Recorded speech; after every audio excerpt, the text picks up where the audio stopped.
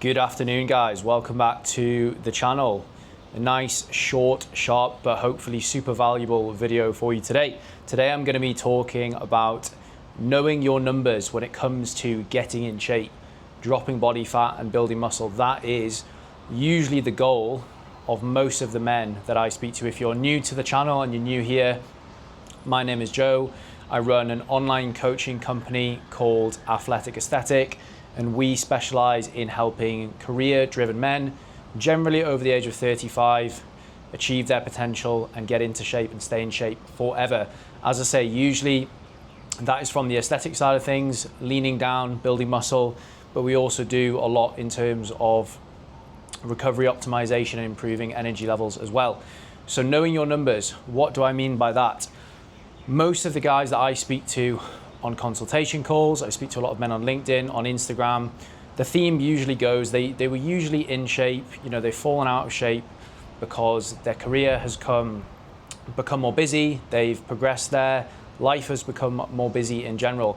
They know their numbers everywhere else in their life for some reason, but when it comes to their fitness, they're blissfully unaware. And what I mean by that is, they know how much their mortgage costs each month. They know how much the bills cost. They know what they're spending on holidays each year. They know what they're allocating to different parts of their life. But when you delve a little bit deeper into what they're doing with their fitness routine at the moment, they don't really know. Yes, of course, they have a structure in terms of they might be training 2 to 4 times a week. They might know roughly how many calories they're consuming, but it's nowhere near as dialed in as the other aspects of their life. And I kind of put it back to them and I say, well, do you really deserve to be in shape if you're running your fitness routine like this? And I find that I usually speak to two types of people. There's usually guys that are actually training quite a lot, probably more than they need to actually achieve the results that they want, but they're not doing the right things. So with those clients, it's about optimizing what they're doing from a training standpoint, a nutrition standpoint, and actually reducing stress. In a lot of cases, I think a lot of people do too much, and there's that kind of like cliche saying, less is more, but it actually does, it really does make a lot of sense for a lot of the people that we work with. And the second camp of people that I usually speak to are people who are struggling to find a routine. They're actually not doing too much at the moment with their fitness. But going back to what I was saying before about knowing your numbers, I'm going to break this into a few key areas so you kind of understand where I'm coming from, and hopefully you can take a lot from this and apply it to your own routine. Training, from a numbers standpoint, you need to have a non-negotiable amount of times per week that you commit to training. So I find, to be honest, the busier guys that I work with, it's totally unrealistic for them to get into the gym more than 4 times a week. And to be honest, I don't think you need to. Most guys want to drop body fat and build muscle. 3 to 4 quality strength training sessions a week alongside nutrition, which is dialed in, which I'll get onto in a second, is more than enough to achieve an aesthetic physique. I think a lot of people think, sweating more, doing more, burning more calories, doing something every single day will equal better results. And in some cases it can, but not for the men that me and the team work with. They're highly stressed in other areas of their life, their personal life, their work. All you are doing by doing more high intensity training and training more often is you're just elevating cortisol further, which actually makes maintaining, building muscle and dropping body fat harder. The second number that could be associated with training would be tracking your lifts in the gym. Now, you may have heard of the term progressive overload. So essentially you need to beat the session that you did last week. So let's say you were doing an upper body workout and you were doing incline dumbbell press, 3 sets of 8 to 10, and you used the 55-pound dumbbells last week, and you did 3 sets of 10 at 55. You hit the upper end of the rep range. Therefore, we need to increase the weight. If you're investing a lot of time and effort into the gym and you're not tracking your numbers in terms of the weights that you are lifting and the reps that you are doing, you are prolonging the process of getting results. You could argue that you would never get the same standard of results as if you religiously tracked in the gym each week. And some people turn their nose up at that. They say, it takes time to do that, but an extra couple of minutes per 40-45 minute training session to track your lifts is absolutely essential. And if you do have a good background with training and you've been training for years, you need to be more meticulous with your tracking. I've been strength training for 14 to 15 years. Every single session I'm going in there and I'm trying to beat my numbers from the previous week. So training, commit to a certain amount of training sessions per week that is realistic for you to complete when you are traveling and when work is busy and you have socials on. Secondly, tracking your numbers in the gym, tracking your progressive overload. Second component, nutrition, arguably more important for fat loss.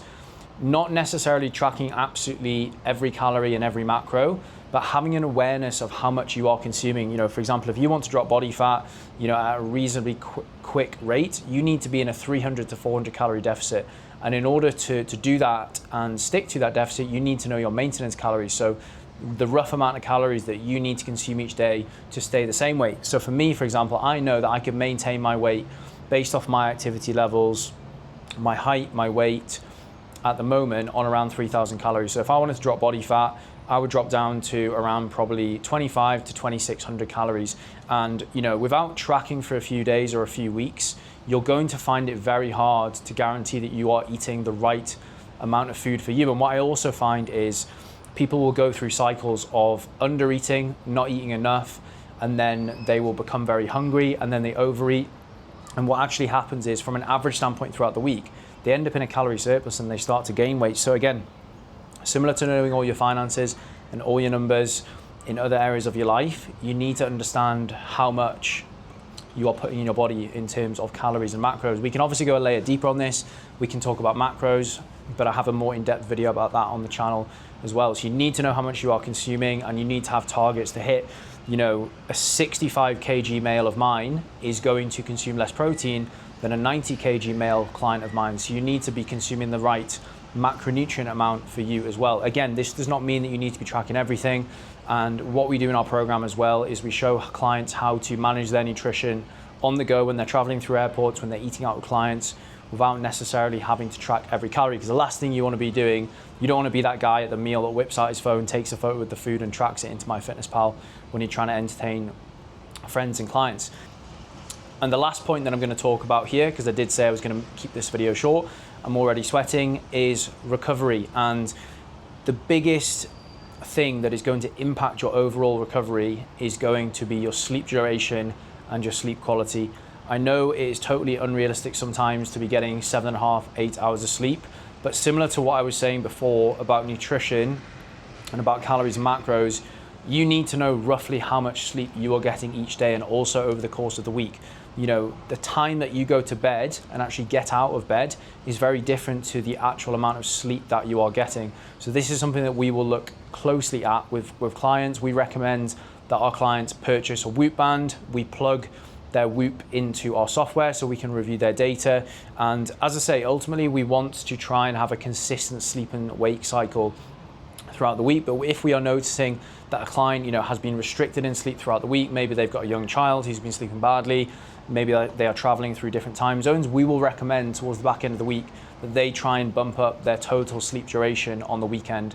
So yes, in an ideal world, have a consistent sleep and wake cycle when you are going to bed and waking up at similar times each day. But worst comes to worst, just try and get more sleep. And the reason that I am referencing sleep and recovery is because if you are putting in all the work with your training and your nutrition, you're looking at your numbers and you're following the targets that I've mentioned before, but your sleep is the limiting factor, then you are never going to respond to those targets properly. So if you are under-recovered and underslept, your ability to drop body fat is going to be less than someone who is well recovered. And your ability to retain and build new muscle mass, which is super important for staying lean as well, is going to be inhibited too. So summary of this video, you need to know your numbers. You do not need to become an absolute freak and know absolutely everything about yourself, but you need to know realistically how often you are able to train each week and hold yourself accountable to that. Within those strength training sessions, progressively overload, focus on getting better each week. Nutrition, you need to have an awareness of what you are putting in your body day to day throughout the week. You do not need to be obsessive and track absolutely every single calorie and macro, but I find that most of the time people just have no idea what they're consuming from a total calorie standpoint and also macros as well. And lastly, arguably the most important one is sleep and overall recovery. You know, outside of fitness and improving the way you look from an aesthetic standpoint, improving your sleep quality will take you to the next level with your productivity and your output. If you are underslept at the moment and you are consistently getting, let's say, less than 6 hours sleep per night, bumping that up by an hour, you will see a massive improvement in overall work productivity and output. So I hope you found this short video useful, but I just wanted to touch on a few things there because I speak to guys every single day and it's always the same things that come up. You know, they know what they're doing with every other aspect of their life, but their fitness is just kind of guesswork. If you are interested in finding out how I can personally help you optimize your fitness, goals look very different for everyone. It might be dropping body fat, it might be building muscle, it might be training for a marathon or something like that, or simply having more energy for your family. Hit the link below, apply for coaching. I will personally reach out to you on WhatsApp to book in for a consultation call to see if you are a good fit for our program. These calls are totally free. It's just an opportunity to discuss your goals in more detail. Make sure to like and subscribe if you haven't done so already.